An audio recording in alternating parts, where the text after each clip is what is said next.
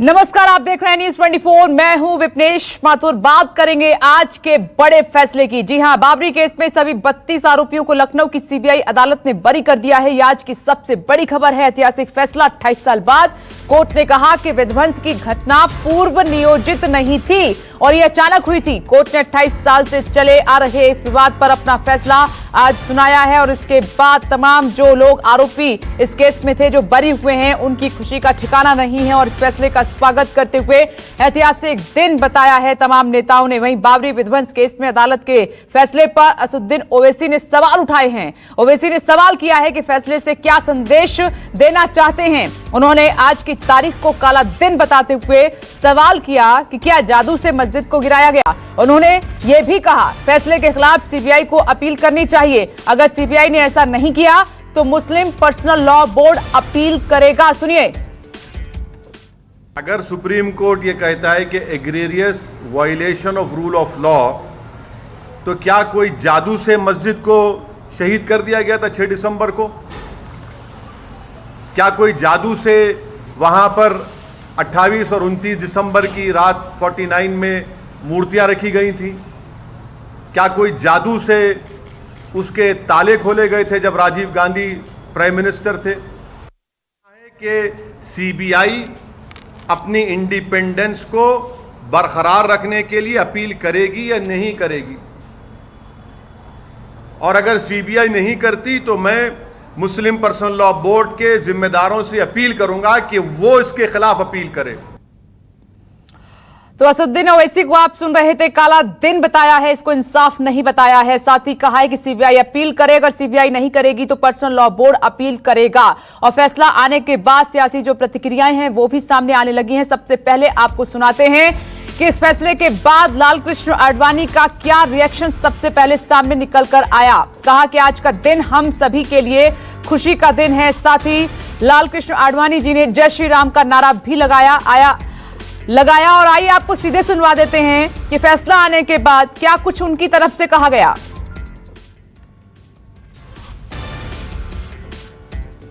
आज का जो निर्णय हुआ है वह अत्यंत महत्वपूर्ण है और हम सब के लिए बहुत खुशी का प्रसंग है। जब ये समाचार सुना, जय श्री राम कह करके हमने इसका स्वागत किया। और उधर कोर्ट के फैसले पर मुरली मनोहर जोशी ने खुशी जाहिर की है। उनसे बात की है हमारे संवाददाता प्रशांत देव ने। सुनिए। फैसला आ चुका है, बात करते हैं बीजेपी के वरिष्ठ नेता मुरली मनोहर जोशी जी से।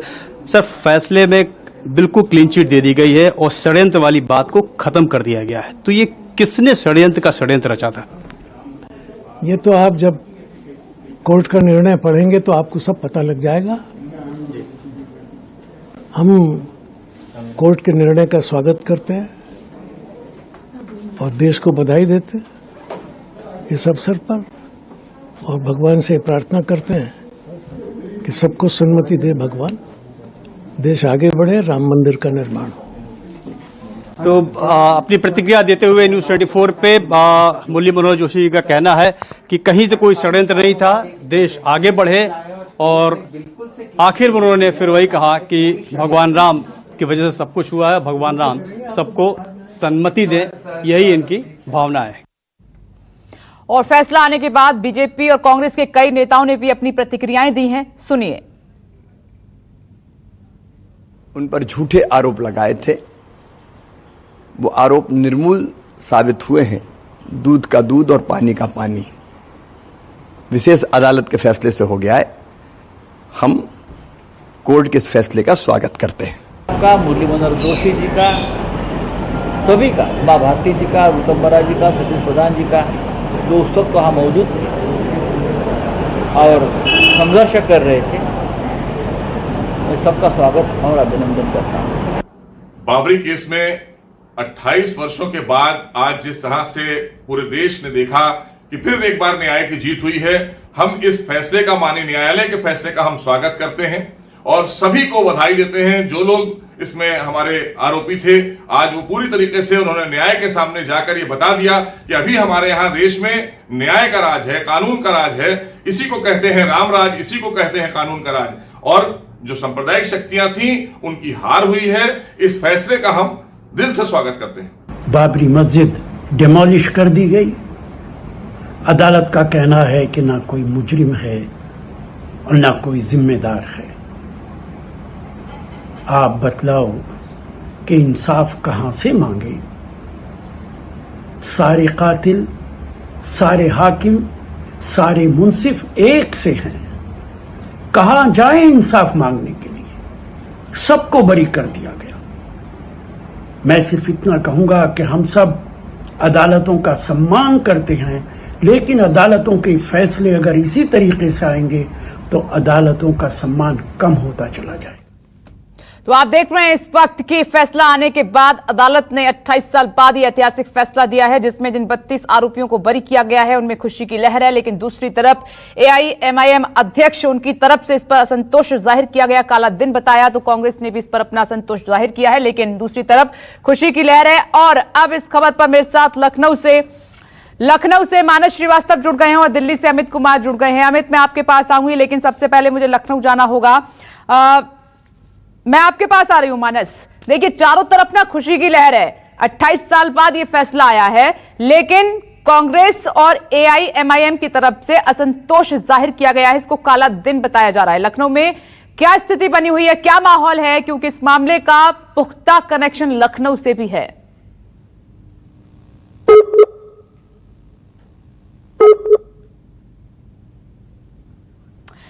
मानस, आपके पास हम आएंगे, आपकी आवाज हम तक नहीं पहुंच रही है, लेकिन अमित, मैं आपके पास आ रही हूं। अमित, चारों तरफ खुशी की लहर है। जिन आरोपियों को बरी किया गया है, खासतौर पर बीजेपी के बड़े नेता, उन्होंने राहत की सांस ली है। लेकिन बात करूं कांग्रेस की, बात करूं असदुद्दीन ओवैसी की, तो वो बता रहे हैं काला दिन, और कांग्रेस असंतोष इस पर जाहिर कर रही है। देखिए, ये राजनीति है, सियासत है, और राम मंदिर पर एक लंबा सियासी दौर चला है और इसमें ये होना ही था। फैसला किसी के पक्ष में आता या किसी के विरोध में आता तो एक दूसरा पक्ष जो था जिसके खिलाफ होता वो इसे इस तरह से ही लेता। लेकिन सबसे बड़ी बात कि आप देखिए तो एक साल पहले जो पूरा राम मंदिर का जो आंदोलन था, या यूँ कहें जो विवाद था, वो खत्म हुआ जब सुप्रीम कोर्ट ने कह दिया कि वो रामलला वहीं विराजमान होंगे, अयोध्या में होंगे, जिस जगह को लेकर पूरा विवाद है। और उसके ठीक एक साल बाद जो आरोप लगा जिन बड़े नेताओं पर कॉन्स्पिरेसी कही गई, ये कहा गया जब 1992 में जब 6 दिसंबर को बाबरी मस्जिद को गिराया गया, उस विवादित ढांचे को गिराया गया, तो 2 एफआईआर दर्ज हुए थे, 177, 178। तो उसमें दोनों में सबसे बड़ी बात कि एक बाद में उसमें जोड़ दिया गया कॉन्स्पिरेसी, और ये आरोप लगा कि कहीं ना कहीं इस पूरे मामले को लेकर एक साजिश रची गई थी जिसके तहत ये गिराया गया था। लेकिन आज कोर्ट ने 28 साल के बाद ये साफ तौर पे कह दिया कि कोई साजिश नहीं थी, कोई विवाद वहाँ पर स्वस्फूर्त वहाँ पर घटना घटी थी, कोई सुनियोजित तरीका नहीं था। और यही वजह है कि चाहे ओवैसी हो चाहे कांग्रेस हो, वो इस बात को काला दिन कहेंगे, क्योंकि इस अगर राम मंदिर की राजनीति को देखें तो जहाँ BJP, VHP, RSS, Bajrang Dal इस पूरे राम मंदिर आंदोलन को लेकर आगे बढ़ रहे थे, तो वहीं लोग उनके खिलाफ खड़े थे। तो इस तरह की प्रतिक्रिया जैसे कि उम्मीद थी वैसा ही आया है। लेकिन इन नेताओं की अगर बात करें, मैं अभी मुरली मनोहर जोशी से भी मिला, थोड़ी देर पहले लालकृष्ण आडवाणी से मुलाकात हुई थी, वो खुद बाहर आए थे, वो बहुत ही खुश थे। और जिस तरीके से वो सामने आए, आकर उन्होंने कुछ बात तो नहीं की लालकृष्ण आडवाणी ने, लेकिन जय श्री राम कह के अपनी खुशी जाहिर की। उसी तरह से मुरली मनोहर जोशी ने भी कहा कि आज मौका सिर्फ और ठीक है। अमित, मैं लौट रही हूं आपके पास, लखनऊ से मानस भी जुड़ गए हैं। मानस, सवाल यही है कि अब फैसले को चैलेंज करने की भी बात कही जा रही है असदुद्दीन ओवैसी की तरफ से। एक तरफ खुशी है तो दूसरी तरफ असंतोष जाहिर किया जा रहा है। देखिए, मौलाना खालिद रशीद फिरंगी मलिक जो all India Muslim personal law board के सदस्य भी हैं और बड़े मुस्लिम धर्मगुरु भी हैं, उनकी तरफ से भी बयान आ चुका है। उन्होंने कहा है कि अदालत के फैसले का वो सम्मान करते हैं, लेकिन सबने देखा था कि बाबरी मस्जिद वहां पर गिराई गई थी और वहां पर उस दिन कानून को तोड़ा गया था, तो कोई ना कोई तो मुजरिम होगा। उनका कहना यह है कि वो और उनकी जो तंजीमें हैं, जो मुस्लिम ऑर्गेनाइजेशन है, वो बैठ के तय करेंगे कि आगे उनको क्या निर्णय लेना है, कि आगे इसको चैलेंज करना है या यही रुक जाना है। तो अभी जो मुस्लिम संगठन है उनका फैसला आना अभी बाकी है, और निश्चित तौर पर all India Muslim personal law board की बड़ी अहम भूमिका होगी। वो लोग तय करेंगे कि आखिर आगे उनका क्या स्टेप होना है। लेकिन निश्चित तौर ठीक पर है जब ये फैसला आया तो मानस, तमाम आप नजर बनाए रखिएगा, जैसे ही अपडेट और आता है मैं सीधे रुक करूंगी। फिलहाल आपका बहुत बहुत शुक्रिया। अमित, आप मेरे साथ बने रहिएगा। उधर आपको बता दें कि कांग्रेस ने अदालत के फैसले पर सवाल उठाए हैं। कांग्रेस के प्रवक्ता रणदीप सुरजेवाला ने कहा है कि ये संवैधानिक परिपाटी के मुताबिक सही नहीं है। उन्होंने कहा कि 2019 में सुप्रीम कोर्ट के निर्णय के मुताबिक बाबरी मस्जिद को गिराया जाना गैर कानूनी अपराध था, लेकिन विशेष अदालत ने सभी आरोपियों को बरी कर दिया। विशेष अदालत का निर्णय साफ तौर से सुप्रीम कोर्ट के निर्णय के खिलाफ है, यह कांग्रेस की तरफ से कहा गया है। बाबरी मस्जिद विध्वंस मामले में सभी दोषियों को बरी करने का विशेष अदालत का निर्णय सुप्रीम कोर्ट के निर्णय व संविधान की परिपाटी से परे है। सुप्रीम कोर्ट की 5 न्यायाधीशों की खंडपीठ के 9 नवंबर 2019 के निर्णय के मुताबिक बाबरी मस्जिद को गिराया जाना एक गैर कानूनी अपराध था, पर विशेष अदालत ने सब दोषियों को बरी कर दिया। विशेष अदालत का यह निर्णय साफ तौर से सुप्रीम कोर्ट के निर्णय के भी प्रतिकूल है। पूरा देश जानता है कि भाजपा, आरएसएस व उसके नेताओं ने राजनीतिक फायदे के लिए वह समाज के सांप्रदायिक सौहार्द को तोड़ने का एक घिनौना षड्यंत्र किया था। उस समय की उत्तर प्रदेश की भाजपा सरकार भी सांप्रदायिक सौहार्द भंग करने की इस साजिश में शामिल थी। संविधान, सामाजिक सौहार्द व भाईचारे में विश्वास करने वाला हर व्यक्ति उम्मीद व अपेक्षा करता है कि विशेष अदालत के इस तर्क विहीन निर्णय के विरुद्ध प्रांतीय व केंद्रीय सरकारें उच्च अदालत में अपील दायर करेंगी तथा बगैर किसी पक्षपात या पूर्वाग्रह के देश के संविधान और कानून की अनुपालना करेंगी। और बाबरी विध्वंस में सभी आरोपियों के बरी होने के बाद जश्न का माहौल है। दिल्ली में आडवाणी के घर के बाहर समर्थकों ने मिठाइयां बांटी। अमित कुमार की रिपोर्ट वहां से आपको दिखाते हैं, देखिए। कोर्ट का फैसला आ गया है और सभी जो आरोपी है उन्हें बरी कर दिया गया है। और इसका देखिए यहाँ पर आडवाणी के घर पे तमाम मीडिया वालों का यहाँ जमावड़ा है, तमाम लोग यहाँ पर पहुंचे हुए हैं। और यहाँ पर देखिए कुछ लोग जो हैं, जो उनके समर्थक हैं, यहाँ पर मिठाई लड्डू लेकर पहुंचे हुए हैं। आप लड्डू लेकर आए हैं जी? बहुत बड़ा मौका आपको लगता है यह जो फैसला है? जी बहुत ज्यादा बड़ा मौका है, हम सब बहुत खुश है सर। लोग जो है देखिए बहुत खुश हैं और ये लड्डू लेकर पहुंचे हैं। यहाँ पर आप देखिए तमाम मीडिया का जमावड़ा है। हालांकि आमतौर पर करीब 2013 के बाद से यहाँ पर इस तरह से मीडिया का जमावड़ा खत्म हो गया था, लेकिन इस बार जो कि फैसला अदालत से आना था बाबरी विध्वंस को लेकर, और बड़े दिन के लिए तमाम लोग हैं यहाँ पे, और लड्डू से लेकर तमाम जो उनके अब धीरे धीरे समर्थक भी पहुंच रहे हैं। और ये एक बड़ा मौका लालकृष्ण आडवाणी के लिए, और यही बात है कि जो उनके समर्थक हैं वो जश्न मना रहे हैं कोर्ट के फैसले के बाद। कैमरामैन अमित राय के साथ अमित कुमार, दिल्ली, न्यूज़ 24। और इस खबर पर अमित कुमार लगातार बने हुए हैं। अमित, अब इस फैसले पर राजनीति भी होने लगी है, फैसले पर लगातार सवाल खड़े हो रहे हैं। नहीं, और ये होना भी था, क्योंकि जिस तरीके से फैसला आया है कि निश्चित तौर पर ये एक बड़ा सवाल है, क्योंकि कोई घटना होती है, इतना बड़ा एक बाबरी मस्जिद जो था, जिसे भले ही विवादित ढांचा आप कहें, वो गिरता है, कोई ना कोई तो गिराया होगा, कोई तो कोई उसमें दोषी होंगे। इतनी बड़ी करीब 351 लोगों की गवाही हुई है, और 49 लोग जो थे उसमें आरोपी थे।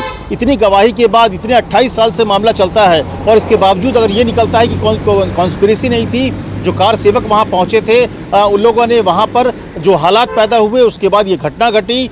जो तमाम लोग मंच पर थे या जो लोग थे, जिन नेताओं का नाम आ रहा है, वो इसे रोकने की कोशिश कर रहे थे, तो सवाल तो खड़े होंगे। भले आज बड़ा दिन है बड़े नेताओं के लिए, ये एक आप कह सकते हैं कि चाहे आडवाणी हो, जोशी हो, उनके लिए एक बड़ी खुशी के दिन है, लेकिन ये सवाल तो जरूर होगा कि आखिर अगर वो मस्जिद गिरा, बाबरी मस्जिद गिरा, तो आखिर किसने गिराया, ये अभी तक कोई नहीं बता रहा है। एक तरह से आज क्लीन चिट होने के साथ ही आप इस पूरे मामले को बंद करने की बात हो रही है कि एक तरह से खत्म हो गया। लेकिन अमित, एक मिनट रोकना चाहूंगी, गिरिराज सिंह की तरफ से क्या कुछ कहा जा रहा है, सुनिए जरा।